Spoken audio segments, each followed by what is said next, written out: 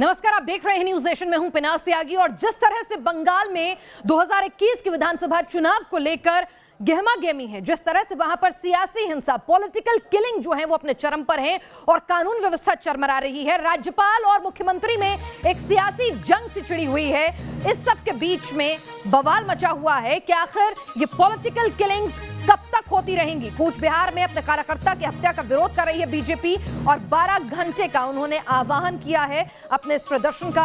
और किस तरह से पुलिस ने इन्हीं पर लाठी बांध दी है, जरा सोचकर देखिए। एक पार्टी के कार्यकर्ता को मौत के घाट उतार दिया जाता है और उसके बाद जब अपना विरोध प्रदर्शन करते हैं, सांकेतिक बंद करते हैं वो 12 घंटे का, तो वहां पर पुलिस उनके साथ संवेदनशीलता रखने की बजाय उन्हीं पर लाठी भांज देती है। तो सवाल ये कि कानून व्यवस्था क्या किसी पार्टी के इशारे पर चल रही है? क्योंकि बार बार इन पॉलिटिकल किलिंग्स में टीएमसी के कार्यकर्ताओं का नाम आता है। सवाल उनके ऊपर उठते हैं।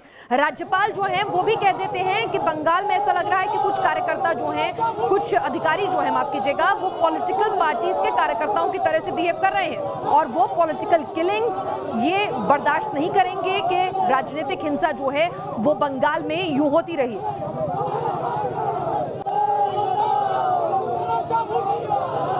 इस पर ममता बनर्जी कह रही हैं कि बाहर से कुछ लोग आए हैं, बाहरी गुंडे आए हैं, जिनकी वजह से बंगाल जो है वहां पर हिंसा फैल रही है और वो बंगाल में शांति भंग करना चाहते हैं 2021 के चुनाव के मद्देनजर। आखिर बंगाल में हो क्या रहा है? कानून व्यवस्था राज्य की जिम्मेदारी है, तो कहीं ना कहीं ममता बनर्जी जिम्मेदारी से पल्ला छुड़ा रही हैं, या फिर अगर हम बात करें दशकों से बंगाल की राजनीति और राजनीतिक हिंसा एक दूसरे का प्राय बन चुके हैं। तो इन सब तमाम पहलुओं पर चर्चा करेंगे। प्रियंका टिब्रेवाल हमारे साथ बीजेपी की नेता इस वक्त जुड़ चुकी हैं, मनोजीत मंडल हैं टीएमसी समर्थक हमारे साथ जुड़ रहे हैं और विवेक श्रीवास्तव हमारे साथ सीपीआई नेता जो हैं वो जुड़े हैं। आप सभी का इस चर्चा में शामिल होने के लिए शुक्रिया। लेकिन सबसे पहले हम अपने दर्शकों को एक रिपोर्ट दिखाना चाहेंगे कि किस तरह से चुनाव से पहले बंगाल में राजनीतिक हिंसा एक बड़ा मुद्दा बन गया है। राज्य में कानून व्यवस्था को लेकर सवाल खड़े हो रहे हैं। बीजेपी प्रदेश अध्यक्ष पर हमले से लेकर कार्यकर्ताओं की हत्या के बाद अब राज्यपाल को कहना पड़ा है कि वो चुप नहीं रह सकते, अधिकार क्षेत्र में जो कुछ होगा वो करेंगे। बंगाल में चुनाव तो अगले साल होना है, लेकिन बीजेपी और सत्तारूढ़ पार्टी टीएमसी की सियासी लड़ाई अब सड़क पर आ चुकी है। बुधवार सुबह ही बीजेपी की बूथ कमेटी के सचिव की हत्या कर दी गई तो 2 कार्यकर्ता हमले में बुरी तरह घायल हो गए। बीजेपी महासचिव और पश्चिम बंगाल बीजेपी के केंद्रीय प्रभारी कैलाश विजयवर्गीय ने इस हत्या का आरोप टीएमसी कार्यकर्ताओं पर लगाया। इतना ही नहीं, पार्टी कार्यकर्ता की पीट कर हत्या करने के खिलाफ बीजेपी ने आज 12 घंटे का तूफानगंज बंद का ऐलान किया है। अब इन तस्वीरों को देखिए। बीते गुरुवार को अलीपुरद्वार में पश्चिम बंगाल बीजेपी अध्यक्ष दिलीप घोष के काफिले पर हमला किया गया।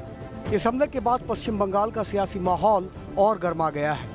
इस हमले को लेकर बीजेपी के शक के दायरे में टीएमसी के कार्यकर्ता हैं, तो वर्धमान से लेकर कोलकाता तक इस हमले के खिलाफ बीजेपी कार्यकर्ता प्रदर्शन करने उतरे। बीजेपी के मुताबिक अभी तक बंगाल में 120 से ज्यादा पार्टी कार्यकर्ताओं की हत्या हो चुकी है, जबकि कई कार्यकर्ताओं को जेल में बंद कर दिया गया है। बीजेपी की दावों की माने तो इस साल जनवरी से 11 सितंबर तक राज्य भर में कम से कम 14 बीजेपी पदाधिकारियों और कार्यकर्ताओं की हत्या हुई है। सितंबर में 2 बीजेपी कार्यकर्ताओं की हत्या हुई, जबकि बीजेपी महिला मोर्चा की एक नेता गंभीर रूप से घायल हो गई। अगस्त में भी 2 बीजेपी कार्यकर्ताओं को अपनी जान गंवानी पड़ी और इन दोनों हत्याओं का आरोप टीएमसी कार्यकर्ताओं पर लगा। जुलाई महीने में भी 4 बीजेपी कार्यकर्ताओं की हत्या की खबर सामने आई। करीब 120 के करीब कार्यकर्ताओं की हत्या हुई है। हजारों केस, 28,000 केस चल रहे, लाखों की सारा ज़्यादा कार्यकर्ता इससे पीड़ित है। जेल में हजारों लोग हैं, घर से बाहर है पुलिस के अत्याचार के कारण। तो इस परिस्थिति में हम लोग फिर भी पूरा हौसला बनाकर लड़ाई किया। दीदी के शासन के अंदर हुआ है। बंगाल दौरे के दौरान केंद्रीय गृह मंत्री अमित शाह बंगाल में बीजेपी कार्यकर्ताओं की हत्या पर चिंता जता चुके हैं, तो पीएम नरेंद्र मोदी ने भी बंगाल में बीजेपी कार्यकर्ताओं की हत्या पर चिंता व्यक्त की थी। साथियों, जो लोग लोकतांत्रिक तरीके से हमारा मुकाबला नहीं कर पा रहे हैं, हमें चुनौती नहीं दे पा रहे हैं,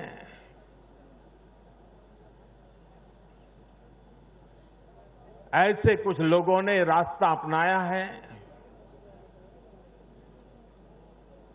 भारत के कार्यकर्ताओं की हत्या करने का। देश के कुछ हिस्सों में उनको लगता है कि भारतीय जनता पार्टी के कार्यकर्ताओं को मौत के घाट उतार करके वे अपने मंसूबे पूरे कर लेंगे। मैं उन सब से आग्रहपूर्वक समझाने का प्रयास भी करता हूं। मुझे चेतावनी देने की जरूरत नहीं है, क्योंकि वो काम जनता जनार्दन करेगी। राज्य में बढ़ती चुनावी हिंसा के बाद अब सूबे के राज्यपाल को आगे आना पड़ा है। उन्होंने कहा है कि बंगाल में जो लोग ये सोचते हैं कि चुनाव निष्पक्ष नहीं हो सकते, उन्हें ये सोच बदलनी पड़ेगी। मैं पश्चिम बंगाल की जनता की सेवा करने के लिए कटिबद्ध हूं और मैं किसी भी परिस्थिति में जनता को हताश नहीं होने दूंगा कि यहाँ निष्पक्ष चुनाव नहीं हो सकते, नहीं होने दूंगा। जो कुछ करना पड़ेगा, आपका राज्यपाल आपके प्रथम सेवक की हैसियत से वो सब कदम उठाएगा जो इसके लिए आवश्यक है। पश्चिम बंगाल में विधानसभा चुनाव होने में अब 1 साल से भी कम का वक्त है, लेकिन बंगाल में सियासी रक्तचरित्र की यह कथा कहां जाकर खत्म होगी, यह कोई नहीं जानता। Team news nation. और सियासी हिंसा के बीजेपी के आरोप पर ममता बनर्जी ने पलटवार किया है। ममता बनर्जी ने कोलकाता में बिना बीजेपी के नाम लिए कहा है कि बाहर से राज्य में गुंडे आ रहे हैं और शांति भंग कर रहे हैं। ममता बनर्जी ने लोगों से कहा कि अगर गुंडे बाहर से आएं और आपको डराएं तो मुकाबला करें, हम आपके साथ हैं। चुनाव के दौरान कुछ लोग दहशत फैलाना चाहते हैं। क्या कुछ कहा ममता बनर्जी ने, जरा सुन लीजिए। हमारा पुलिस को मैंने बता दिया कि आपके ऊपर कभी कोई जोर जुलूम नहीं होना चाहिए। इसी के लिए अगर कोई बाहर से भी आए और गुंडागर्दी करके भी चला जाए, आप लोग रजिस्टर करो, एक साथ में हम जो वादा करते हैं हम वादा करते हैं। अगर कोई स्टेप आपको कानून नहीं दिया तो हम भी कानून में जाएंगे। तुम्हारे साथ हमारे तमाम खास मेहमान इस वक्त जुड़ चुके हैं। प्रियंका, आपसे सबसे पहले सवाल।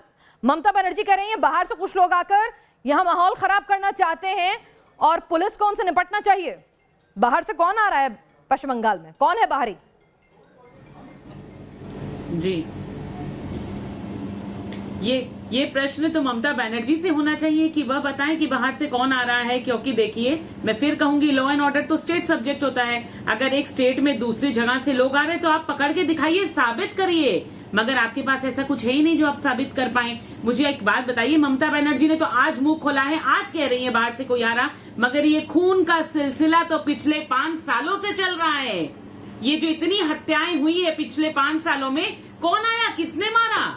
अरे भाई, आप ही के लोग मार रहे हैं और अब ज्यादा करके मार रहे हैं, बिकॉज आप डरी हुई हैं, आप सहम गई हैं, क्योंकि बंगाल की जनता इस बात को बहुत भली भांति समझ गई है कि यहाँ पर जो है आपने डेमोक्रेसी की हत्या की है, आपने संविधान को शर्मसार किया है। इसीलिए आज लोग जो है वो डरे हुए हैं और डरने के बावजूद कहते हैं कि वो बीजेपी के साथ रहेंगे, क्योंकि ऐसी बर्बरता का सामना करना पड़ा है। बीजेपी जिस तरह से अपने पांव पसार रही है लोकसभा में, जिस तरह से उसने अपना वोट शेयर और सीटें बढ़ाई, उससे ममता बनर्जी डरी हुई हैं और कार्यकर्ताओं पर टीएमसी के कार्यकर्ता हमला बोल रहे हैं।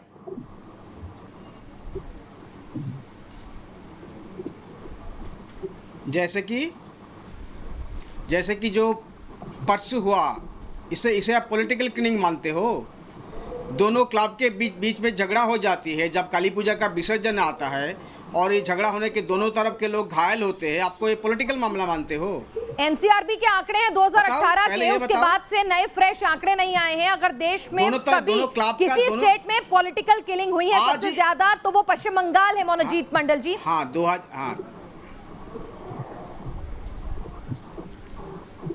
उत्तर सुन लीजिए। 2018 तक आई थी और होम मिनिस्टर खुद ने कहा 2019 का क्यों नहीं आया? 2019 का आना चाहिए था मार्च तक, इस साल मार्च तक होता है ना, तो मार्च के बाद लॉकडाउन हो गए हैं, इसीलिए कुछ डाटा 2019 का कुछ डाटा नहीं आया। इसका मतलब ये नहीं है हर रोज बंगाल में हिंसा हो रही है। अगर हर रोज बंगाल में हिंसा होते थे तो आप लोग छोड़ देते हम लोगों को। कितने सारे आप लोग प्रोग्राम किए हो और फेक न्यूज़ के ऊपर आप लोग प्रोग्राम कर रहे हो। पूरा दिखा रहा है, साफ दिखा रहा है। एक साथ झगड़ा हुआ दोनों क्लब के बीच, एक को बहुत दुर्भाग्यपूर्ण एक मौत हो गई है और दूसरे का क्लब राज्यपाल एक संवैधानिक पद है, कलर है। राज्यपाल एक संवैधानिक पद है। अगर पश्चिम बंगाल के राज्यपाल कह रहे हैं कि वो राजनीतिक हिंसा बर्दाश्त नहीं करेंगे और वो हर संभव इसको रोकने के लिए उनके अधिकार क्षेत्र में जो कुछ होगा बन पड़ेंगे, तो इसको भी आप ये कहेंगे कि हम फेक न्यूज दिखा रहे हैं? बहुत आसान है सर। तो राज्यपाल एक, हाँ बिल्कुल बिल्कुल बिल्कुल, हाँ बिल्कुल, राज्यपाल एक संवैधानिक पद है, वो मानते हैं क्या? वो सब मानते हैं। आज ही एक टीएमसी कार्यकर्ता का हत्या हो गई है बाराकपुर अर्जुन सिंह के द्वारा, वो कोई ट्वीट किया है क्या? आज ही एक पॉलिटिकल किलिंग हुआ बाराकपुर में, टीएमसी का एक यंग लड़का जिसका 26 साल का उम्र था, उनका किलिंग हो गया। राज्यपाल का ट्वीट दिखाइए मेरे को, दिखाइए ना। अगर राज्यपाल ट्वीट करते हैं हर डेथ के ऊपर, इरेस्पेक्टिव ऑफ पॉलिटिकल कलर, उनको मानते हैं संवैधानिक पोस्ट है, वो पद्मपाल है, बीजेपी का पाल है, राज्यपाल नहीं है। मैडम जी आप देख लीजिए, ये आपकी निजी राय है। न्यूज नेशन राज्यपाल के संवैधानिक पद और उनकी गरिमा का सम्मान करता है, ये आपकी निजी राय है। मनोजीत मंडल, एक राज्यपाल आप दिखा दीजिए। चलिए, आप बीजेपी का पाल बता रहे हैं उन्हें, ठीक है। हमारे साथ विवेक श्रीवास्तव भी हैं। विवेक श्रीवास्तव जी, इनको इज्जत नहीं करनी ना चाहिए, लेकिन किसी कॉन्स्टिट्यूशनल पोस्ट की बेइज्जती करने का इनको कोई अधिकार नहीं। कॉन्स्टिट्यूशनल कॉज की बात भारतीय जनता पार्टी ना करे, इनको कोई अधिकार नहीं कि एक संवैधानिक पद पर ये कंप्लीटली ऑब्जेक्ट सम्मान को ऑन करना चाहिए। लॉ एंड ऑर्डर सिचुएशन संभालना टीएमसी की जिम्मेदारी है, लेकिन भारतीय जनता पार्टी दूध की धुली नहीं है। आपके अध्यक्ष बंगाल में आकर के बिहार के चुनाव के ठीक पहले कहते हैं सीएए के बारे में वक्तव्य देते हैं और वोट्स के हिंदू मुस्लिम के हिसाब से पोलराइजेशन की बात करते हैं। ये हिंदू मुस्लिम की राजनीति जय श्री राम के नारे और अल्लाह अकबर और ममता बनर्जी जब जय श्री राम के नारों पर गुस्सा हो जाती है, वो राजनीति नहीं है। जब मुस्लिम अपीसमेंट होता है तो वो राजनीति नहीं है, झगड़े के लिए नहीं है। राम आस्था के लिए है, प्रेम के लिए है, ध्यान के लिए है। राम के नाम पे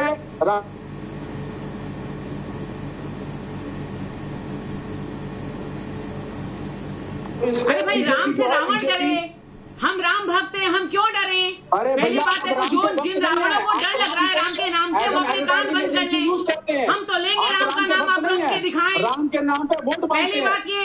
अच्छा, दूसरी बात ये अपीसमेंट की जो पॉलिटिक्स बंगाल में हुई है इतने सालों में, कभी किसी ने आवाज नहीं उठाई। लेकिन देखिए, आज आवाज कौन उठा रहे हैं? आज वही माइनॉरिटी आवाज उठा रही है जो हमारे साथ धोखा हुआ है, क्योंकि अब वे समझ चुकी हैं कि ममता बनर्जी ने इस तरह के हिजाब पहन के फोटोएं जो खिंचाई थी वो सब नाटक था। आज इसीलिए तो डरी हुई है। आज डर क्या है? क्योंकि अब ये माइनॉरिटी जिनका सहारा वो लेकर के चलती थी, उन पर इनका जादू अब काम नहीं करेगा। वे लोग भी पढ़ रहे हैं। चलिए, पढ़ाई के नाम पे आपने क्या दिया?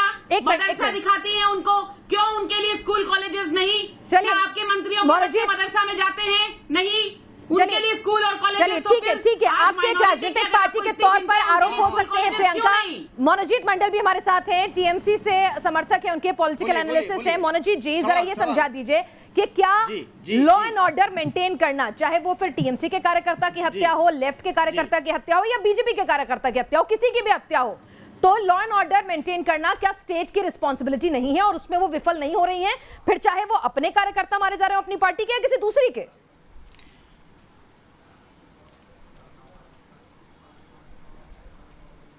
बहुत अच्छा, बहुत अच्छा।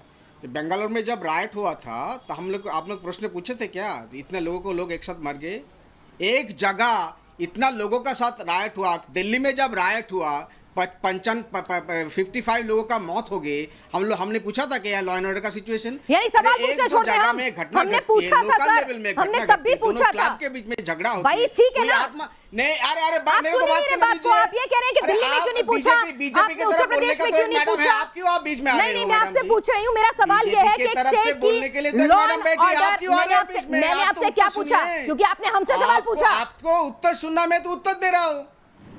आपने हमसे सवाल पूछा कि हमने दिल्ली दंगों पर सवाल क्यों उठाए, तो हम बता रहे हैं कि सवाल हर जगह उठे हैं। मैं उत्तर दे रहा हूँ, मैं एग्जांपल दे दिया, लॉ एंड ऑर्डर के बारे में एक उत्तर दे दिया। उत्तर तो सुनिए, बोलिए। आप उत्तर सुनना नहीं चाहते हो। बोलिए। लोकल लेवल में अगर झगड़ा हुआ, कोई आत्महत्या कर ले, कोई क्लब, दोनों क्लब के बीच अगर झगड़ा हो गया तो ये लॉ एंड ऑर्डर, पूरा राज्य का लॉ एंड ऑर्डर खराब हो गए हैं।